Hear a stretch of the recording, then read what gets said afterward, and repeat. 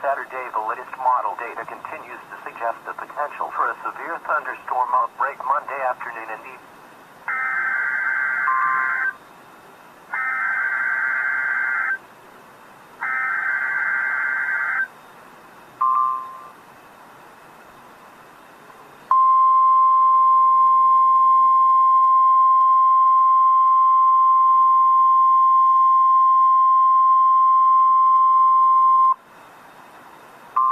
The National Weather Service has issued tornado watch number 186, effective until 1 a.m. Monday.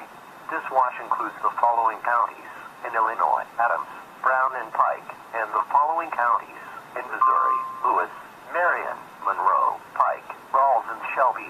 Remember, a tornado watch means that conditions are favorable for the development of severe weather, including tornadoes, large hail, and damaging winds, and close to the watch area. While severe weather may not be imminent, persons should remain alert for rapidly changing weather conditions and listen to later statements and possible warnings.